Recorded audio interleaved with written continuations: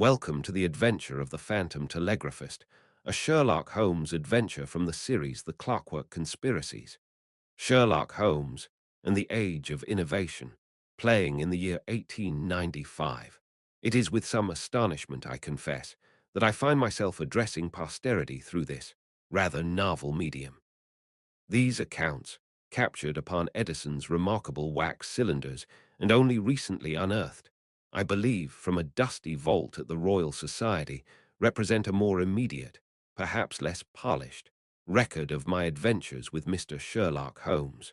They chronicle our investigations during a period of quite extraordinary change. The closing decades of the 19th century, an age brimming with invention, ablaze with the promise of electricity and steam.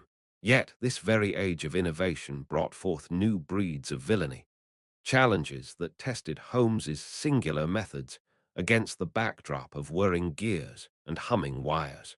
These recordings, then, detail what one might term the Clockwork Conspiracies, cases where scientific marvels became entangled with the darkest human machinations. Allow me now to recount one such peculiar affair, which demonstrates precisely this clash between progress and peril. It concerns the singular case I have titled The Adventure of the Phantom Telegraphist. I shall commence with the events detailed in Chapter 1, A Financier's Folly. The autumn of '88 brought unusual gloom to London. Fog clung to the city, muffling hansom cabs on Baker Street and lending a spectral quality to flickering gas lamps. Within 221B, however, our fire crackled merrily. Holmes himself was sunk deep in his armchair, eyes closed, seemingly indolent, though I knew his mind was racing. A sharp, decisive rap upon our outer door broke the stillness, followed by quicker steps upon the stair than usual. Mrs. Hudson admitted our visitor, and a moment later a woman stood framed in the doorway, dressed in a practical suit, her bearing possessed of unusual professional composure. His eyes snapped open, instantly alert. "Inspector Hardcastle, I perceive. Pray come in. Your visit suggests urgency, and judging by the faint odor of Whitehall mingled with damp wool, a matter unresolved by Scotland Yard," said Sherlock Holmes. The lady smiled faintly, acknowledging his deductions. She stepped further into the room, her gaze sweeping briefly over its clutter before settling back on Holmes. Her voice was clear and steady. "You are quite correct, Mr. Holmes. The matter is indeed urgent and frankly baffling. It concerns Lord Ashworth, the financier," said Inspector Evelyn Hardcastle. Before Holmes could reply, heavier footsteps sounded on the stairs. The door opened again, admitting a portly, pale gentleman whose expensive coat seemed too large for his drawn frame. This undoubtedly was the beleaguered Lord Ashworth. He wrung his hands, his voice tight with strain. "Mr. Holmes, thank heavens Inspector Hardcastle persuaded me to come. I am at my wit's end. Ruin stares me in the face, delivered, if you can credit it, by telegraph," said Lord Ashworth. Holmes gestured towards the chair opposite his own. Ashworth sank into it gratefully. "Calm yourself, my lord, and pray relate the particulars." "Begin at the beginning," said Sherlock Holmes. Lord Ashworth took a shuddering breath. Inspector Hardcastle stood nearby, a silent, official observer. "It started a fortnight ago," he began, his voice trembling slightly. "On my private telegraph line, connecting my study directly to the exchange. Messages began appearing. Cryptic fragments predicting market fluctuations, crashes moments before they occurred," said Lord Ashworth. "Predicting them," I interjected, astonished, said Dr. John Watson. "Precisely, as if dictated by some infernal oracle. At first, I dismissed them as coincidence, but they grew more frequent, more accurate. My fortune, built on timely information, now undermined by phantom whispers. They call it Ashworth's folly," said Lord Ashworth. He gestured wildly, the picture of a man driven to distraction. Holmes listened patiently, fingertips steepled, his gaze sharp. "And these messages," he inquired coolly, "they appear only on your private apparatus?" No interference with public lines, said Sherlock Holmes. That is the crux of it, Mr. Holmes, Hardcastle stated firmly. We have verified the integrity of the main telegraph network. These transmissions are localized to Lord Ashworth's private instrument. Some whisper of supernatural influence, but I suspect a more terrestrial, albeit sophisticated, explanation, said Inspector Evelyn Hardcastle. Indeed, Holmes leaned forward, eyes gleaming. A private line, specific targeting, predictions of financial events. The intersection of modern technology and avarice presents a fascinating field. Lord Ashworth, Inspector, this case possesses features of unusual interest. I shall be delighted to look into the matter, said Sherlock Holmes. A sigh of profound relief escaped Lord Ashworth. Even Inspector Hardcastle seemed somewhat less tense. Oh, thank you, Mr. Holmes. Thank you. Anything, ask me anything, said Lord Ashworth. For now, Holmes replied, rising, I require only one thing, access to the instrument itself. Watson and I shall call upon you at your residence tomorrow morning. We must examine this phantom telegraphist's chosen stage, said Sherlock Holmes. As our visitors departed, the fog pressed closer against the window panes, swirling like unanswered questions. The game, as Holmes would say, was afoot. Following Holmes' swift agreement to investigate the peculiar case brought by Inspector Hardcastle, we found ourselves the next afternoon before the imposing facade of Lord Ashworth's Mayfair residence. The air hung heavy with more than London's customary damp. A palpable tension seemed to emanate from the very stonework. A liveried footman admitted us, the heavy oak door closing with a soft thud that echoed in the cavernous hall. Only the faint ticking of a distant grandfather clock broke the stillness. We were shown into a large, book-lined study, dominated by a substantial mahogany desk.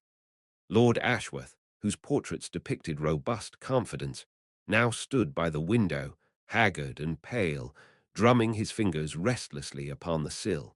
Near the desk, seated before an intricate brass and ebony telegraph apparatus, was Mr. Silas Croft, his lordship's secretary and personal telegraphist.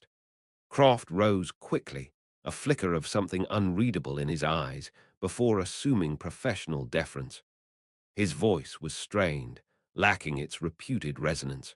Mr. Holmes, Dr. Watson, thank you for coming so promptly. This affair is beyond comprehension. It is ruining me, said Lord Ashworth. His tone was brisk, cutting through the oppressive atmosphere. The comprehension, my lord, is precisely what we are here to ascertain. Pray, allow me to examine the instrument, said Sherlock Holmes. Without waiting for permission, Holmes strode towards the telegraph machine. His keen eyes swept over the gleaming mechanism, its spools of tape and complex wires. He bent low, sniffing delicately near the transmitter key, then ran a long finger along the primary cable, where it disappeared into the wainscoting. Croft watched him, his posture rigid. Mr. Croft, Holmes inquired, his gaze fixed on the secretary. You operate this device exclusively for his lordship, said Sherlock Holmes. He answered readily, his voice steady and clear, perhaps a shade too controlled. Yes, Mr. Holmes. No one else touches the instrument. It is, as you know, a direct line installed solely for his lordship's private use. The messages, they simply arrive, said Mr. Silas Croft. Simply arrive, Holmes echoed, straightening up. And always, I gather, predicting financial movements, said Sherlock Holmes. He turned from the window, his face etched with frustration. With damnable accuracy. Small fluctuations, major shifts, always moments before they become public knowledge. It began subtly, but the frequency and severity have increased. The city whispers of ill omens, of unnatural influence. He shuddered, said Lord Ashworth. Holmes ignored the speculation, his attention fixed on the physical evidence. He tapped the casing of the machine. The installation seems standard, though meticulously maintained. The insulation on the primary wire, however, he paused, peering intently. There is a faint score mark here, near the skirting board, almost invisible unless caught by the light just so. Recent, I should judge. And tell me, Mr. Croft, is the receiving mechanism always active? Said Sherlock Holmes. Yes, sir. Those are the standing instructions. His lordship requires immediate notification of any incoming traffic, said Mr. Sealers Croft. As Croft spoke, the silence was abruptly shattered. Suddenly, the telegraph machine burst into life with a sharp clatter, its stylus dancing across the paper tape. Lord Ashworth gasped, stepping back as if struck. Croft moved swiftly, his face impassive, tearing off the emerging strip. He read aloud, his voice carefully neutral. Argentine rails expected, minor dip 3/8 within the hour, said Mr. Sealers Croft. He groaned, sinking into a chair. Another one, small perhaps, but it adds to the panic. How is this possible? Said Lord Ashworth. Holmes did not answer immediately. He watched the machine intently as its clatter subsided, his expression one of intense concentration. He retrieved the piece of tape from Croft and examined it closely through his pocket lens. The spontaneity is certainly remarkable, he murmured, almost to himself. The signal strength appears consistent with a standard transmission, yet received on a supposedly closed circuit. Interesting. The timing, too, always just before the event becomes known, said Sherlock Holmes.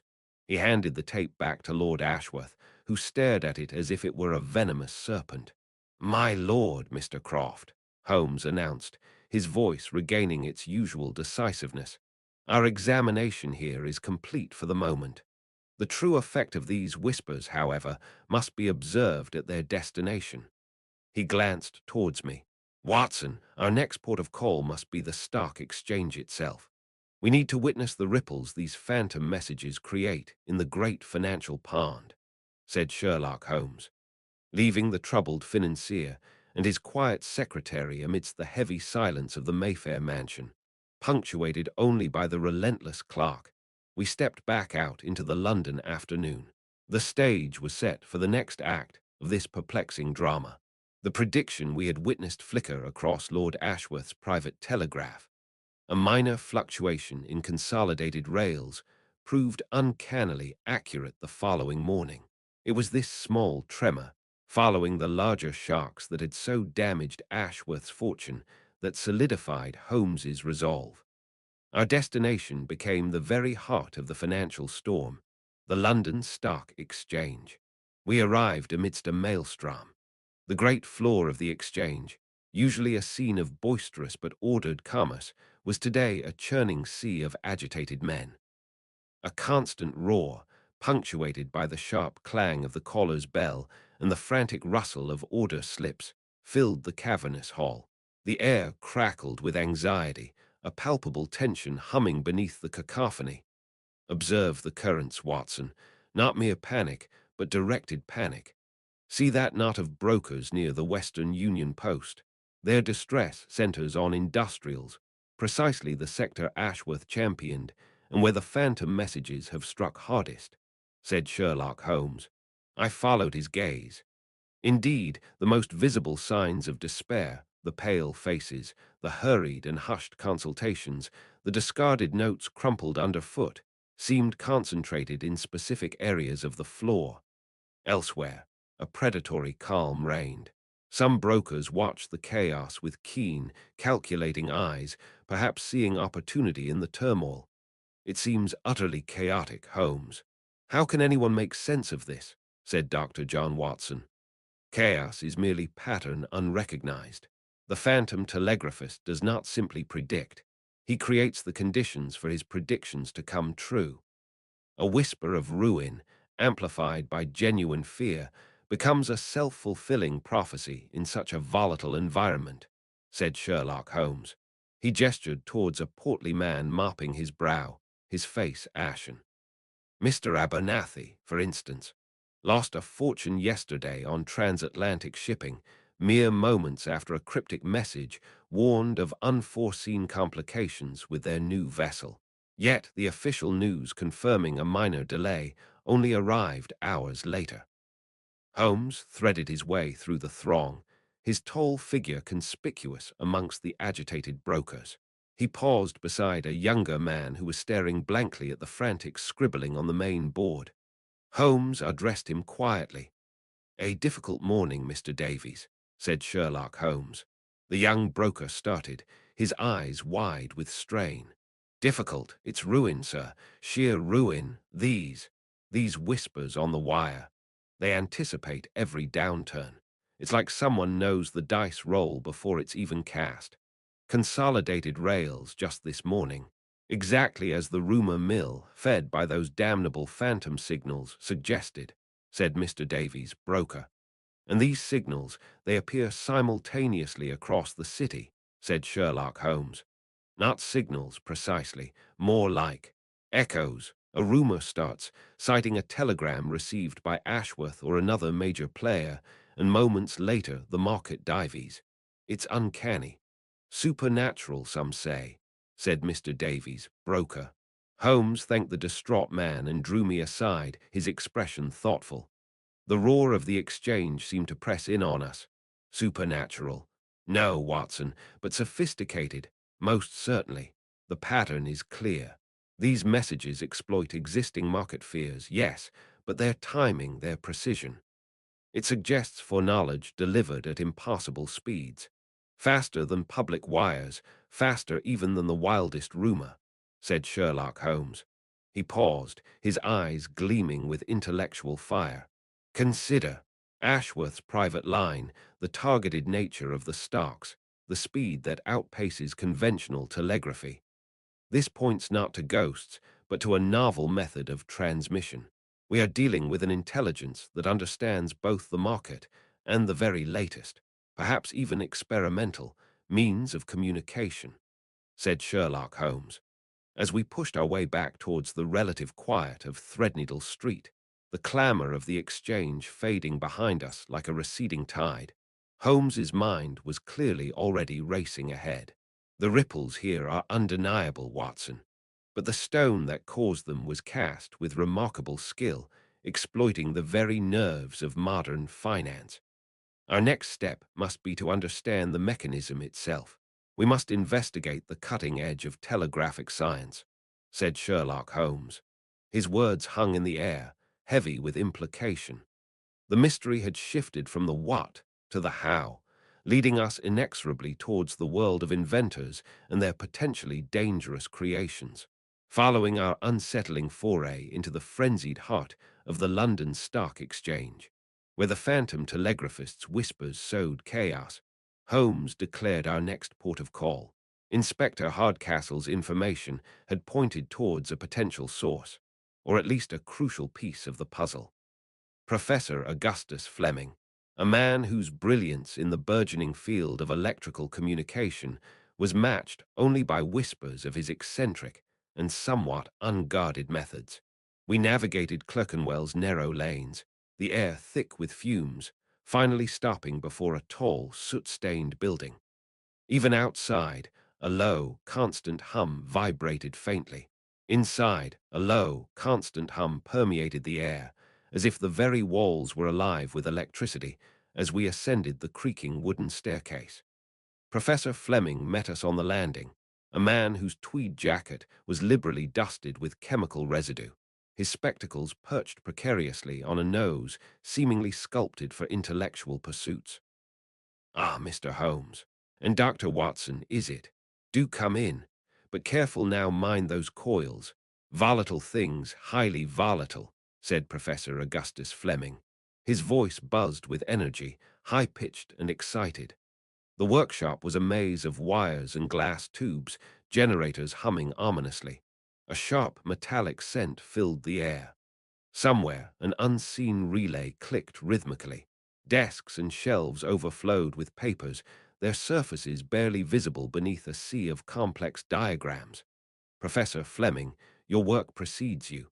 We are investigating a matter of some urgency involving anomalous telegraphic transmissions," said Sherlock Holmes. "Anomalous. Fascinating. The ether is full of mysteries, gentlemen. My own research delves into precisely that, pushing the boundaries of transmission, exploring induction across distances previously thought impassable, said Professor Augustus Flemming. He gestured enthusiastically towards a complex apparatus. A large induction coil formed its heart, surrounded by vacuum tubes glowing with an eerie blue light. A low, insistent thrum pulsed from its core, a sound you could almost feel. Imagine, gentlemen, messages sent without wires, riding the very waves of the ether. The potential applications are staggering. Commerce, warfare, society itself, all could be transformed, said Professor Augustus Flemming. Indeed, and the nature of these phantom messages, Professor. They appear on private lines, predicting financial events with uncanny accuracy. Could such a feat be accomplished using technology similar to your own? Said Sherlock Holmes. Fleming adjusted his spectacles, peering at Holmes with sudden intensity. Theoretically, yes. An induction transmitter of sufficient power, carefully tuned, could potentially induce a signal onto an existing telegraph wire. Difficult, highly complex, requiring precise knowledge of the target system and immense power, but not impossible for a mind dedicated to the task, said Professor Augustus Flemming. Holmes leaned forward, his eyes scanning the cluttered workshop. They paused on a stack of notebooks near an open window just as a sudden gust rattled the panes, ruffling the exposed pages. And the security of such powerful research, Professor. Your prototypes, your notes, are they adequately protected? Could your work, inadvertently or otherwise, fall into unscrupulous hands? Said Sherlock Holmes. Fleming waved a dismissive hand. A small cloud of chalk dust puffed from his sleeve, momentarily catching the light. Protection. My dear Mr. Holmes, the complexity is its own protection. Who could possibly understand these schematics without years of dedicated study? Besides, my focus is on discovery, not policing. The knowledge must advance, said Professor Augustus Flemming. His breezy dismissal struck me as profoundly naive, given the stakes. Holmes, however, merely nodded slowly, his gaze thoughtful. Observe, Watson, said Sherlock Holmes. He spoke quietly as the professor turned to adjust a sputtering valve. A sharp hiss of escaping steam briefly filled the room. The faint scorch marks on the windowsill near those notebooks, and note the particular pattern of dust disturbance on the floor beneath, not merely the professor's own tread, but signs of something having been recently dragged or moved. Combined with his utter disregard for security, said Sherlock Holmes. He trailed off as Fleming turned back, beaming. Think of it, gentlemen. Instantaneous communication across continents. A world united by invisible threads of electrical thought. The disruptions will be temporary, the ultimate benefits immeasurable, said Professor Augustus Flemming. As we took our leave, descending the groaning stairs, the heavy workshop door thudding shut behind us, the professor's optimistic pronouncements seemed jarringly out of place. Back on the grimy street, the contrast between his vision of unity and the financial ruin and growing public anxiety we'd witnessed was stark. His genius was undeniable, but his casual disregard for the potent forces he commanded, coupled with Holmes's subtle observations, left a deeply disquieting impression. The potential for misuse, for exacerbating the very social divisions this technology promised to bridge, seemed perilously close.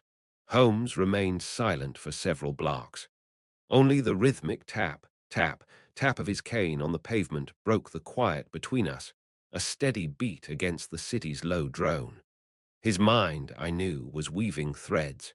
The professor's vulnerable work, the chaos at the exchange, a panic threatening to ignite wider social unrest if unchecked, and the deeper societal tremors Inspector Hardcastle had foreseen, tremors threatening to erupt from the pressures of this rapidly changing age. The lingering unease left by our interview with Professor Flemming, a man whose brilliance seemed matched only by a certain moral elasticity, was soon compounded. We had barely settled back into our Baker Street rooms, the low crackle of the fire a counterpoint to the rain drumming against the window panes, the scent of his laboratory chemicals still faint upon our coats, when the sharp clatter of the street door knocker echoed through the flat. It was Inspector Hardcastle, her customary briskness tempered by a gravity that spoke of troubling developments. She accepted a chair, the damp London air clinging to her sensible tweed attire, bringing with it the faint scent of wet wool and fog. The rhythmic ticking of our mantel clock seemed to carve notches into the heavy silence that descended, broken only by the hiss of the gaslight before she spoke. Her voice was low but clear.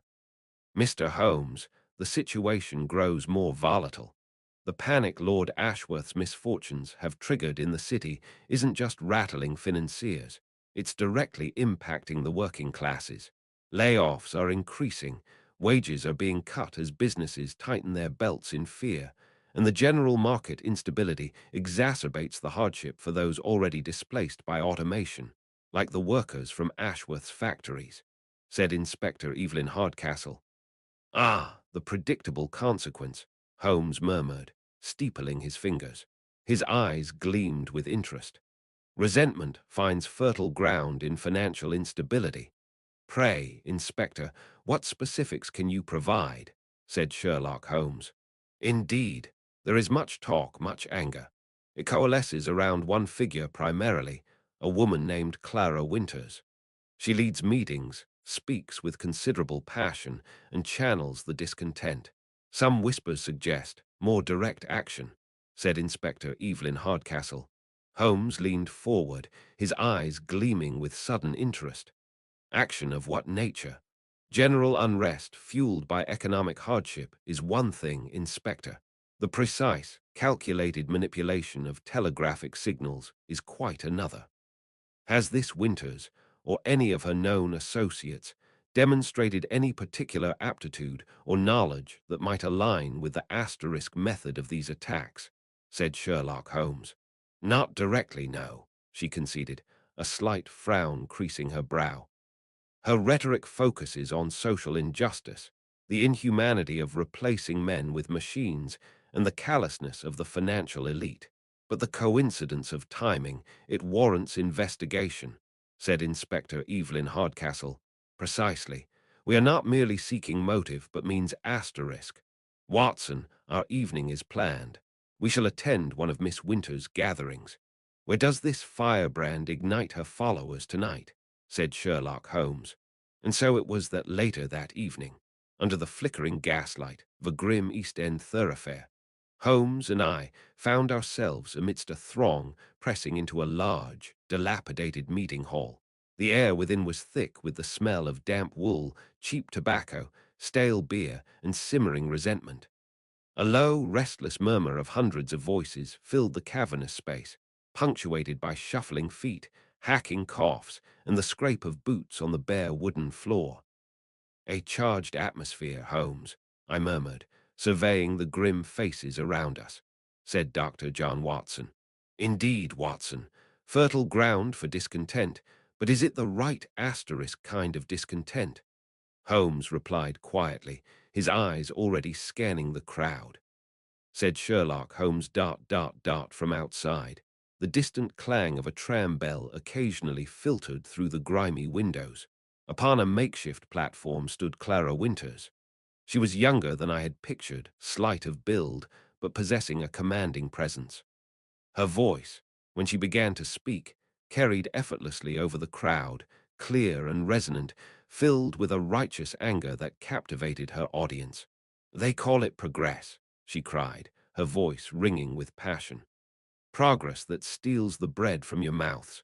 They gamble in the city, create chaos and instability that costs us our livelihoods, while their machines render skilled hands idle. Lord Ashworth and his kind build empires on our backs, profit from market turmoil they themselves create, then discard us like worn-out cogs," said Clara Winters. A roar of agreement went up from the crowd. Holmes, however, seemed less interested in her words than in the faces turned up towards her. His gaze swept methodically across the assembly, pausing here and there. He nudged me subtly. His whisper was barely audible above the din. "Observe, Watson, Not just the anger, but the hands.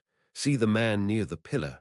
Calloused, yes, but note the ingrained grime oil, perhaps metal filings. And the fellow beside him, the focused intensity, the way he follows her technical points about factory automation. These are not mere laborers. Some possess specific skills, said Sherlock Holmes. I followed his gaze, trying to discern what he saw as Winters continued her fiery oration, condemning the impersonal nature of modern finance and technology. The crowd surged with agreement at her every point. Her words stir the heart, Holmes, but reveal little of the head required for such intricate sabotage. I observed quietly, said Dr. John Watson. Precisely my assessment, Watson, Holmes murmured back, his attention unwavering. Powerful rhetoric, certainly, but devoid of the specific technical knowledge or grievance we seek. The grievances are general, born of widespread economic pain and displacement. The solutions proposed political, not technical. Our phantom telegraphist is not among her devoted listeners, I suspect, though perhaps an accomplice is, said Sherlock Holmes. As the meeting concluded, a cacophony of shouts and footsteps filled the air. Holmes drew me aside near the doorway, where the foggy night's damp chill bit at our faces. A dead end, Watson, at least regarding the direct method, he stated, his tone thoughtful rather than disappointed. Winters channels the discontent, fuels the fire, but I sense no engineer's mind behind her words, nor specific technical grievance that matches our phantom telegraphist. The skills required lie elsewhere, said Sherlock Holmes. Then where do we turn now, Holmes? Said Dr. John Watson.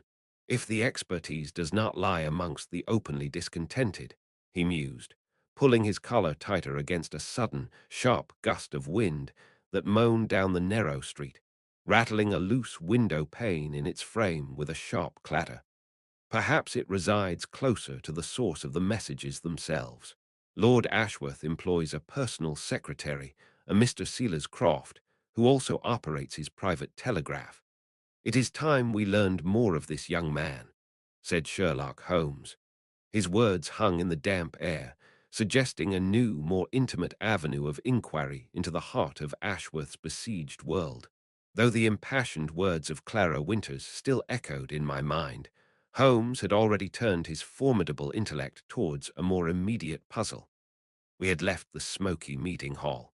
The murmurs of the discontented crowd faded behind us as our hansom clattered through the damp London streets. The air was thick with the smell of wet coal and fog. While Miss Winters provides a compelling voice for the aggrieved, Watson, he remarked, his gaze fixed on the swirling mist outside the carriage window, her rhetoric lacks the precision required for this particular form of sabotage. No, the phantom telegraphist requires access, proximity, and a certain technical familiarity. Our attention must turn inwards, towards Lord Ashworth's own household, said Sherlock Holmes. His focus, I knew, had settled upon Mr. Sealers Croft, the young secretary and personal telegraph operator. The following day was a whirlwind of discreet inquiries. Holmes employed his network of street urchins and consulted dusty ledgers in forgotten corners of the city. He carefully pieced together Croft's history. By evening, we were seated once more beside the fire in our Baker Street lodgings. The fruits of his investigation lay scattered across the table. A low whistle escaped Holmes as he examined a faded parish record. Instructive, Watson. Young Croft is not merely ambitious. He is the son of a foreman displaced by Ashworth's automated looms. His family resided in the very district most affected by the factory closures. A potent seed for resentment, would you not agree? Said Sherlock Holmes. He produced another document, a reference letter from a previous, less prestigious employment at a small shipping firm. And here, he continued, tapping the faded ink, his voice sharp with discovery, mention is made of Croft's peculiar aptitude for electrical mechanisms. It seems he single-handedly repaired the company's internal communication bells system, a rather intricate network, according to this note. after it had baffled their regular maintenance man for weeks. The writer praises his intuitive grasp of wiring and logical approach to troubleshooting. A small detail, easily overlooked, yet potentially vital when considering the manipulation of a telegraph, said Sherlock Holmes. I considered this. The motive was clear, born of personal grievance. The means seemed less certain, but this newly revealed aptitude, coupled with the opportunity afforded by his position, was undeniable. So you believe Croft is transmitting these false messages himself, Holmes, said Dr. John Watson. He possesses the motive, the access, and a nascent skill, Holmes replied thoughtfully. He operates the very instrument being subverted, said Sherlock Holmes. However, the asterisk nature of the manipulation, its synchronicity with market fluctuations, suggests something more sophisticated than simple falsification, said Sherlock Holmes. Croft is the keyhole, Watson, but perhaps not the hand turning the key. Tonight we shall observe, said Sherlock Holmes. Later that night, we huddled in the damp shadows of a portico opposite Lord Ashworth's imposing mansion. A chill rain fell, slicking the cobblestones and muffling the city's distant sounds. Only a single light shone from the ground-floor Ashworth study, home to the private telegraph line. Hours passed. The rhythmic dripping of water from the eaves overhead was the only consistent sound. Occasionally, the lonely clip-clop of a late-night cab horse punctuated the silence before fading into the fog. Then, shortly after 2 o'clock, a faint light flickered within the study. Through a gap in the heavy curtains, we could discern a figure moving within. It was Silas Croft. He moved towards the telegraph apparatus, his movements furtive, casting quick glances towards the door as if fearing discovery. We heard nothing, save the whisper of the wind and rain, but we watched intently as his hands moved over the device. He made a brief, almost imperceptible series of adjustments before the light was extinguished, plunging the room back into darkness. His voice was a low murmur beside me, barely audible above the elements. He tends the machine, Watson. He ensures the pathway is clear. Our secretary plays his part, said Sherlock Holmes. Croft's involvement seemed certain, at least as an enabler. But Holmes' earlier words resonated. The complexity of the scheme, the precise timing, it hinted at a guiding intelligence, a technical mastery perhaps beyond Croft himself. Croft provides the stage, Holmes mused, pulling his collar tighter against the damp night air. But who, I wonder, directs the players? This level of technical orchestration, it bears the hallmark of a more practiced, more audacious hand, said Sherlock Holmes. A new avenue of inquiry was opening, one pointing away from simple revenge and towards a conspiracy requiring exceptional, perhaps even notorious, technical skill. The previous night's vigil, confirming young Croft's suspicious nocturnal activities near Lord Ashworth's private telegraph, had left a residue of unease in our Baker Street rooms. Holmes, however, seemed energized by the confirmation. He paced before the hearth, the rhythmic tap of his slippered feet on the floorboards a counterpoint to the crackle of the fire, and the distant, muffled roar of London traffic filtering through the morning fog. Croft provides the access, Watson. Of that I am increasingly certain. His position, his knowledge of Ashworth's routines, perhaps even a modicum of technical skill gleaned from proximity. It paints a compelling picture of opportunity, said Sherlock Holmes. He paused, turning towards me, his eyes alight with intellectual fervor. But access alone does not explain the asterisk method asterisk. The precision required to inject these phantom messages, timed so perfectly with market fluctuations. This is not the work of a disgruntled secretary acting alone. It speaks of a coordinated effort, employing a level of technical sophistication far beyond mere tampering, said Sherlock Holmes. But Holmes, who could possess such skill, and why target Ashworth so relentlessly, it seems almost supernatural, as the papers suggest, said Dr. John Watson. Before Holmes could reply, the sharp summons of our doorbell echoed up the stairs.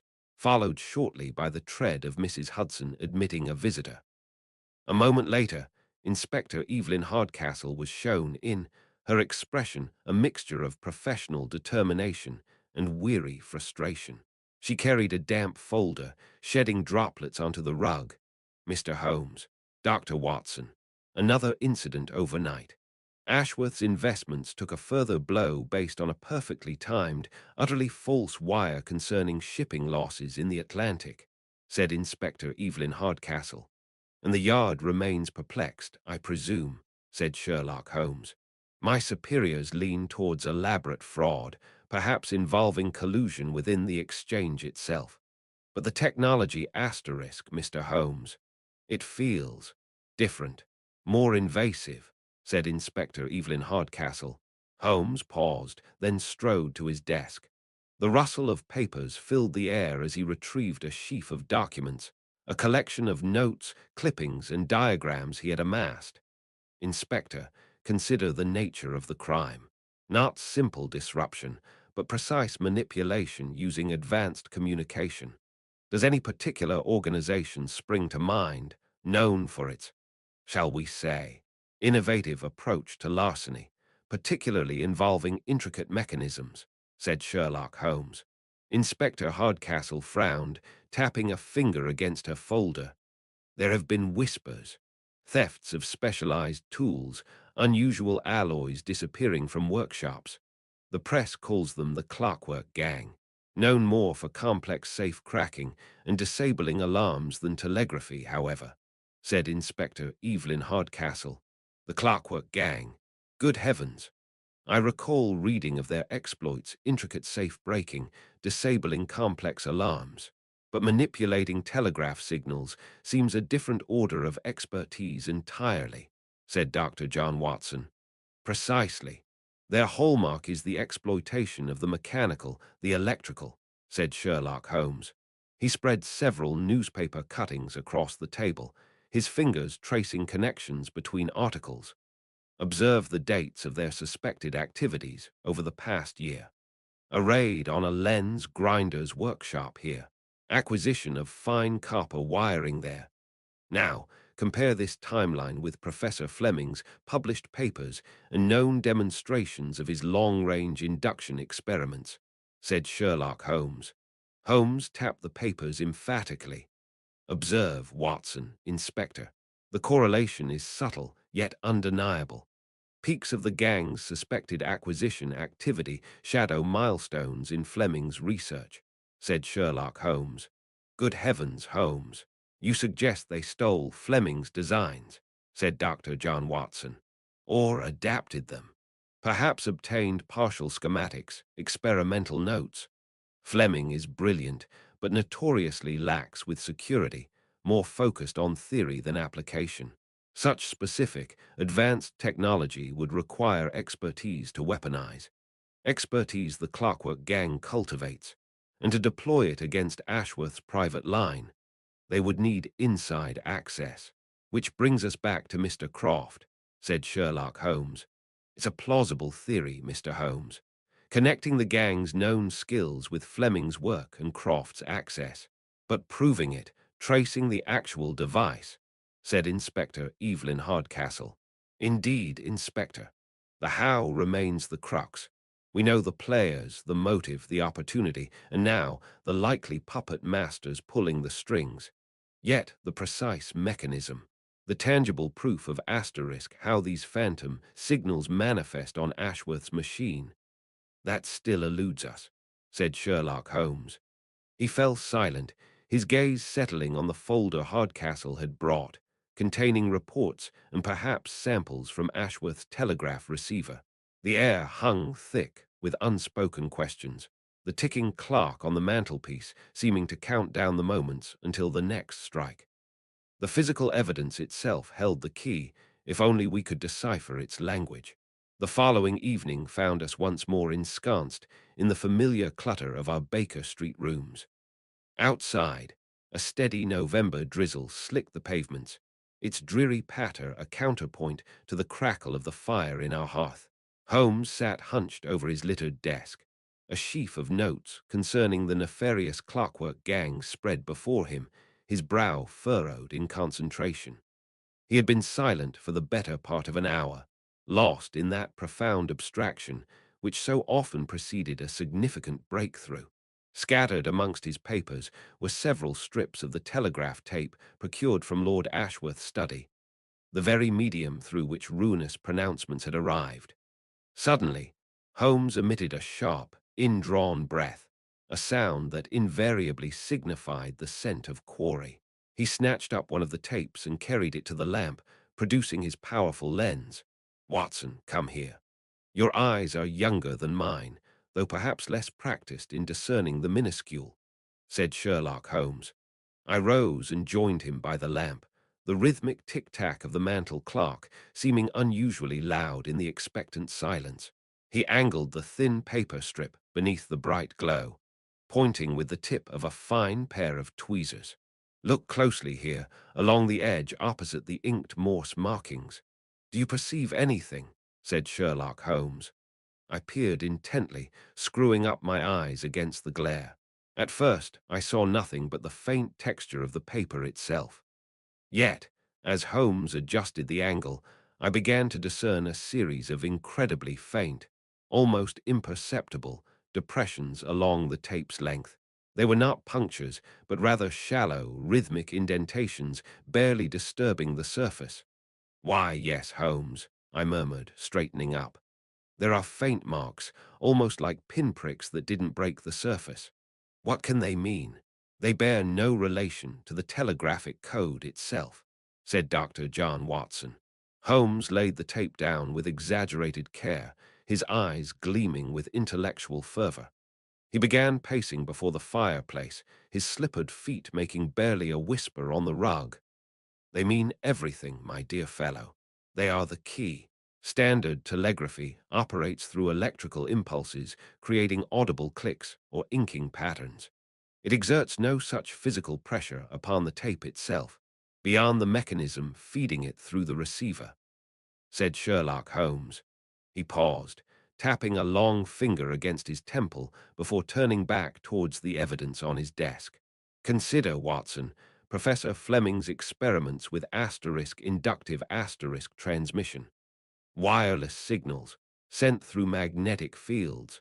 Such a novel method would require an incredibly sensitive receiver. These tiny marks are no mere flaws, my friend. They are the very fingerprints of Fleming's device, impressing its signals upon Ashworth's private line," said Sherlock Holmes. As Holmes spoke, the pieces of the puzzle fell into place. I realized with a start that these phantom messages were neither supernatural nor simple interception. No, this was a targeted assault using the most cutting-edge experimental science. Good heavens, Holmes. Then the Clockwork Gang, or whoever is directing them, didn't just tap the line, they overlaid it with a separate wireless transmission, said Dr. John Watson. "Precisely. And they utilized a technology so novel, so esoteric, that its very existence provides the means of its detection. The faint pressure marks correspond precisely to the moments a signal was induced. It confirms the method beyond doubt," said Sherlock Holmes. He stopped pacing and turned to face me, his expression set, the firelight catching the sharp planes of his face. "Our next step is clear. We must pay a visit to Professor Augustus Flemming. It is time we learned just how secure his revolutionary and potentially ruinous inventions truly are," said Sherlock Holmes.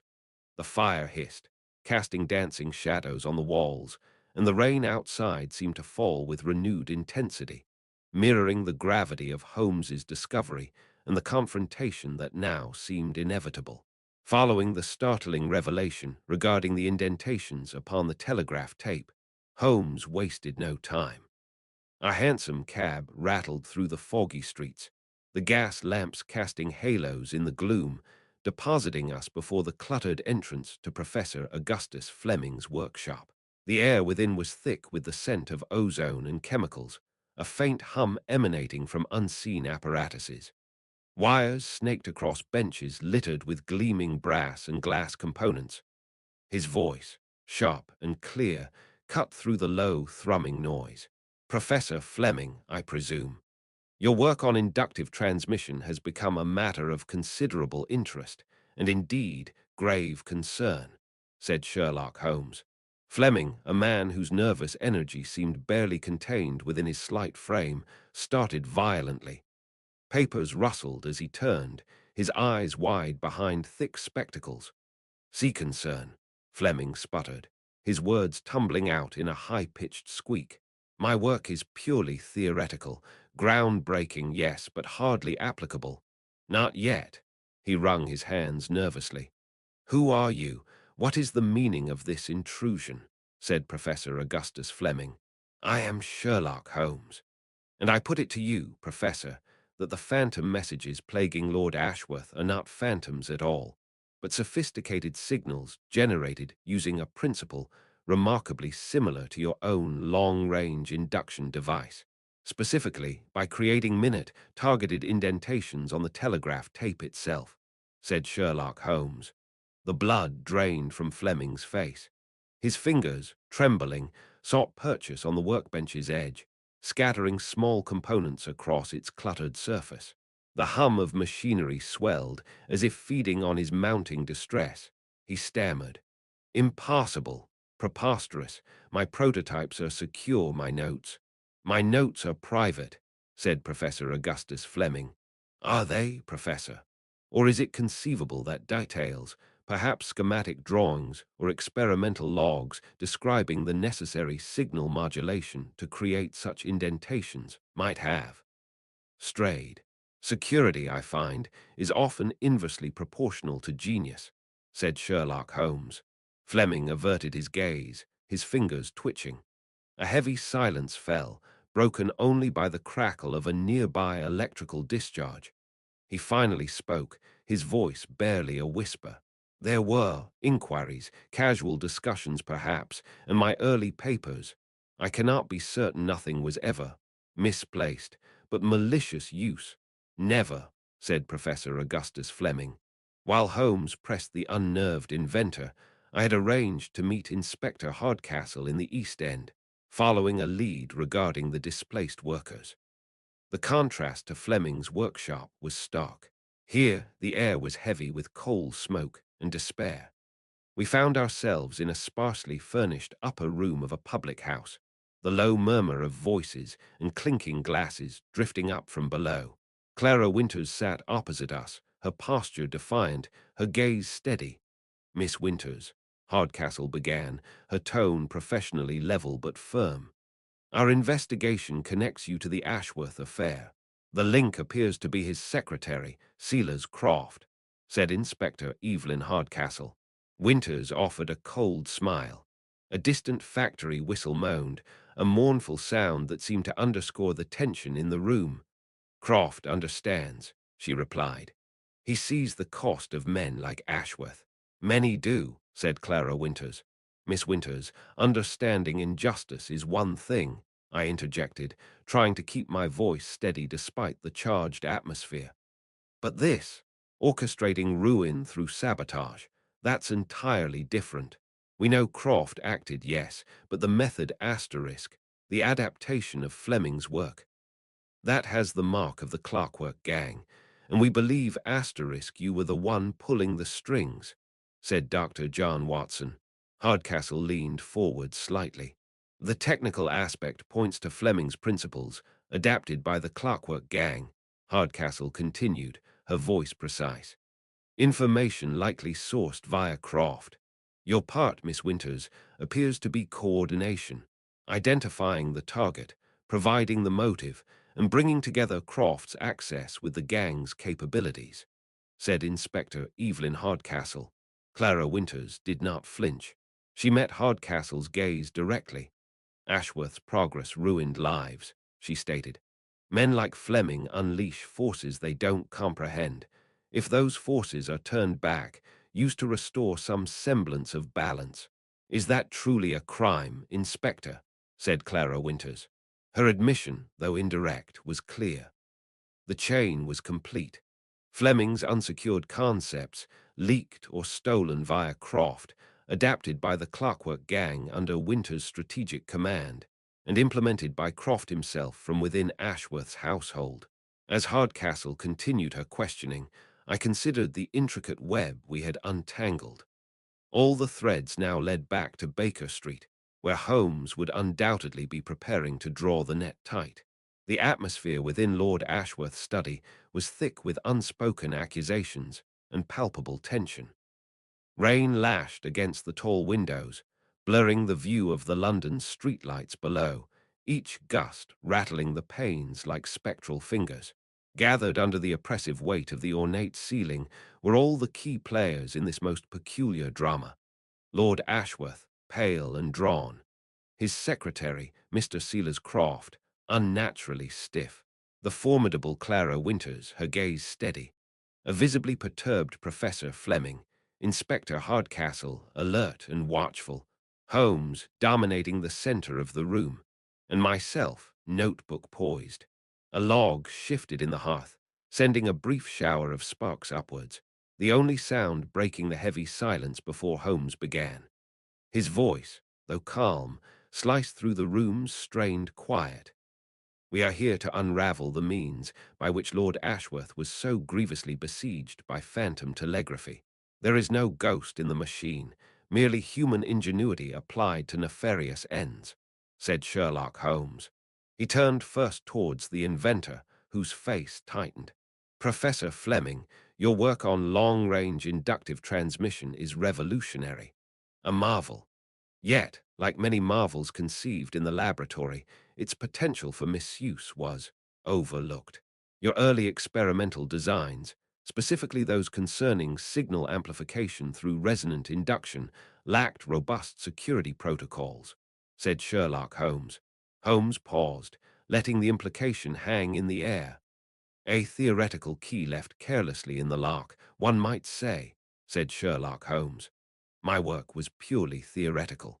I cannot be held accountable for its misappropriation. This is unconscionable, said Professor Augustus Flemming. Flemming protested, his voice thin with anxiety, pulling at his collar. Accountable, perhaps not in a court of law, Professor, but professionally negligent, reckless even. To develop a technology capable of such subtle influence without considering, demanding, the most stringent safeguards. Did you never pause to think that a key capable of unlocking such power might attract those who would misuse it? Said Sherlock Holmes. Holmes's tone was sharp now, cutting through Fleming's academic detachment. It was groundbreaking. The principles were complex. I discussed them only within trusted circles. I never imagined, said Professor Augustus Flemming. Flemming stammered, his face flushing. Imagination, Professor, is a crucial tool, not merely for invention, but for anticipating consequence. Your lack of it, your failure to secure your theoretical key, created the vulnerability. The fact remains, the details asterisk of this unsecured potential found their way out of your laboratory, out of your trusted circles. They found their way, said Sherlock Holmes. Holmes paused again, his gaze shifting inexorably towards the secretary, who flinched almost imperceptibly. To Mr. Sealers Croft, said Sherlock Holmes. Croft seemed to shrink under the weight of Holmes's stare. Lord Ashworth looked from Holmes to his secretary, confusion clouding his features. A young man with technical aptitude, privileged access to Lord Ashworth's private telegraph, and a deep-seated grievance skillfully nurtured, said Sherlock Holmes. He gestured towards Clara Winters, who met his look without faltering. Nurtured by Miss Winters, a charismatic leader who saw in Lord Ashworth's financial ruin a form of justice for those displaced by his automated factories. She connected Mr. Croft's access and motivation with the technical prowess of certain individuals, the so-called Clockwork Gang, known for their skill in manipulating intricate mechanisms, said Sherlock Holmes. Progress demands a price, Mr. Holmes. Sometimes the bill must be delivered forcefully, said Clara Winters. She stated, her tone devoid of remorse. Indeed, the gang adapted Professor Flemming's leaked principles, not to send traditional messages. Inspector, that would leave traces, said Sherlock Holmes. Holmes gestured towards the telegraph apparatus on a side table. No, they devised something far more subtle, exploiting a specific property of resonant induction when applied near the receiving apparatus, said Sherlock Holmes. Applied asterisk, how asterisk, Mr. Holmes, said Inspector Evelyn Hardcastle. With deliberate slowness, Holmes lifted a length of telegraph tape from the table. He held it up to the flickering firelight, revealing faint, almost invisible impressions along its surface. Mr. Croft, using his position here, didn't transmit messages through asterisk the wire. He used a device, built by the gang based on Fleming's work, which induced minute, precisely timed physical asterisk indentations directly onto the telegraph tape asterisk as it fed through the receiver, said Sherlock Holmes. He pointed to the faint marks. Croft let out a strangled gasp, his face ashen.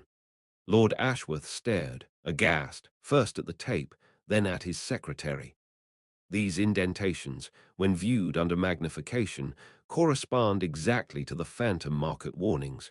They are not ink, they are impressions created by a targeted inductive field controlled locally by Mr. Croft, said Sherlock Holmes. Croft, you did this, said Lord Ashworth. His voice trembled with disbelief. My own secretary. How could you betray me so? Said Lord Ashworth. Undetectable by standard checks, my lord, yet perfectly mimicking a received signal to the operator, said Sherlock Holmes. Holmes surveyed the tableau, the crumbling secretary, the stunned peer, the defiant activist, the anxious inventor. A conspiracy, my lord, executed with technical brilliance and ruthless precision. Fleming provided the unsecured theory, Croft the access and implementation, Winters the strategic direction and connection to the necessary skills, and the Clockwork Gang the means of adaptation. A chain forged link by painful link, said Sherlock Holmes. Inspector Hardcastle stepped forward slightly, her expression grimly satisfied. The sound of heavy footsteps could suddenly be discerned from the hallway just beyond the study door, growing steadily closer. The unmasking was complete. The reckoning was about to begin. The chill, official air of Scotland Yard seemed to cling to us even after we had departed its grey corridors.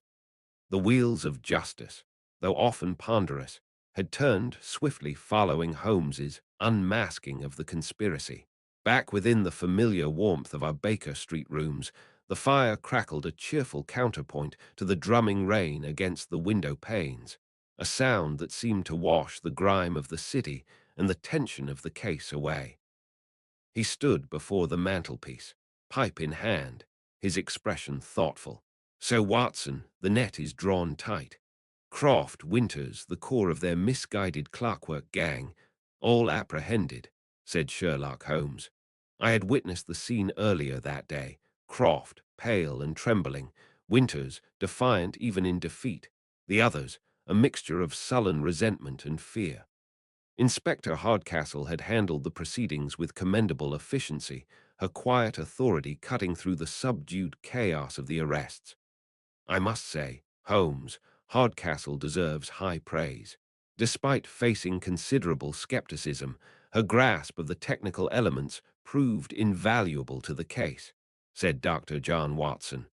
A most capable officer. It is often the overlooked detail or the underestimated individual that holds the key. He paused, drawing on his pipe. And Professor Flemming, said Sherlock Holmes. I recalled Fleming's appearance at the Yard, a man utterly diminished. His earlier arrogance had evaporated, replaced by a stunned awareness of the consequences wrought by his unsecured invention. Lord Ashworth had also been present, his relief palpable, yet tempered by a newfound gravity.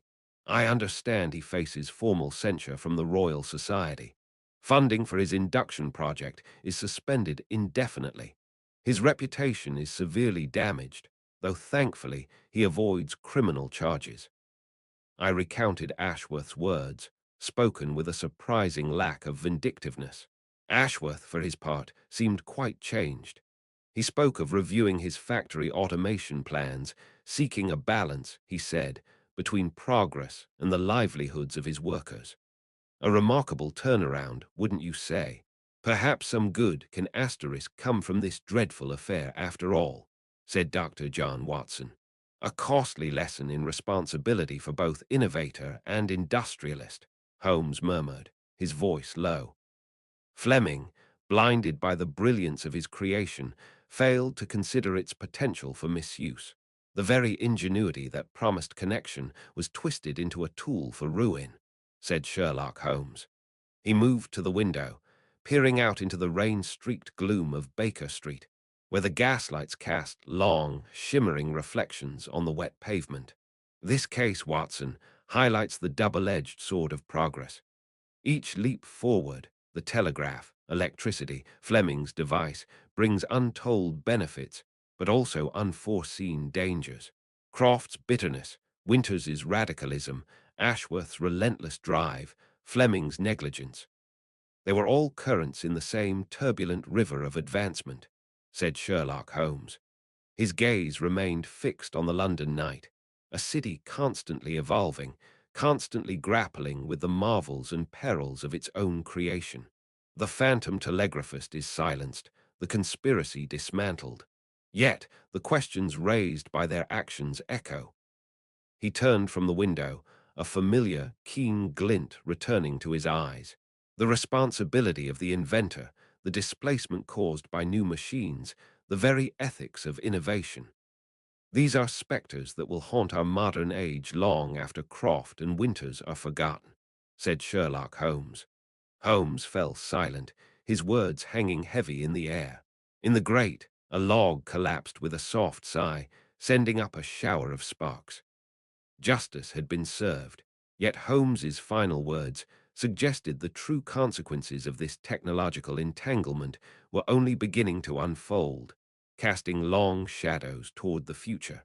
The embers in the hearth glowed faintly, casting long shadows across our familiar sitting room at 221 B. Baker Street. Outside, a thick November fog muffled the usual rumble of hansoms to a distant murmur. With the extraordinary affair of the phantom telegraphist concluded, Croft and Winters facing the consequences of their conspiracy, Professor Flemming censured for his perilous oversight, a contemplative quiet had settled upon us. I leaned back in my armchair, pipe smoke curling lazily about my head. My thoughts dwelled upon the unsettling intersection of human ingenuity and criminal enterprise we had witnessed. Lord Ashworth, though culpable in his own right for fomenting discontent, had been brought to the brink by a weapon forged not of steel, but of wire and invisible currents. It was a sobering reminder of the double-edged nature of progress. It gives one pause, Holmes, I ventured, breaking the comfortable silence. This rapid advancement in telegraphy, mechanisms, and electricity, it seems each new marvel brings unforeseen opportunities for villainy. Fleming's device, intended for communication, became an instrument of ruin, said Dr. John Watson. Holmes, who had been staring intently into the fire, shifted his gaze towards me. His eyes, usually bright with keen observation, held a more distant, philosophical light. Progress, Watson, is merely a tool. His voice was low, almost meditative. Like a scalpel, it can be used to heal or to wound, depending entirely upon the hand that wields it.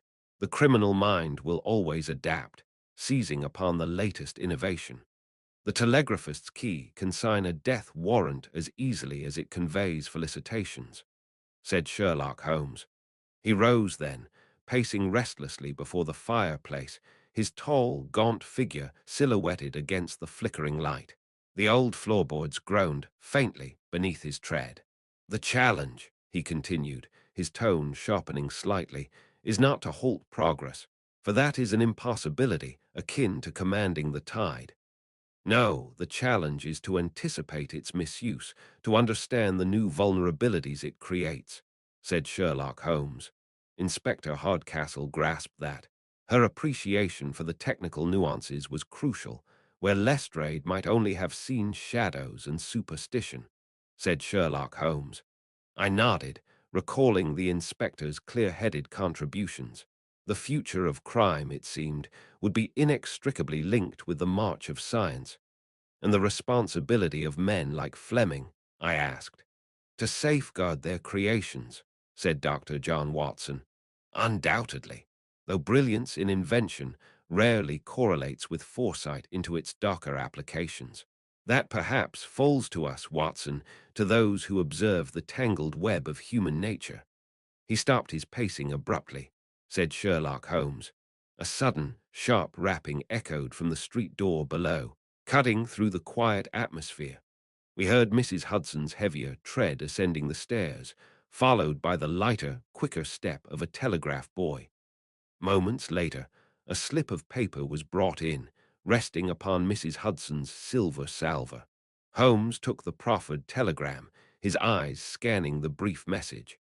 I saw a familiar flicker of interest ignite his features, a subtle tightening around his lips that always heralded a new puzzle. News, Holmes, said Dr. John Watson.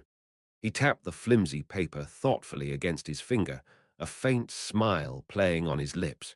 The fire crackled softly, consuming another log with a gentle hiss. He read it aloud, his voice crisp and clear. Query stop, automated chess player beating GRANDMASTRS, stop, impossible or ingenious, stop, your opinion, sought stop, LESTRADE, end. He lowered the paper. It seems, Watson, that the echoes of the future are already sounding. An automaton displaying impossible intellect. The game, as they say, is afoot once more, said Sherlock Holmes. And as the fog swirled outside our Baker Street windows, I felt that old, familiar thrill, a sense of anticipation mingled with a touch of apprehension. The age of machines was truly upon us, bringing with it mysteries yet undreamt of.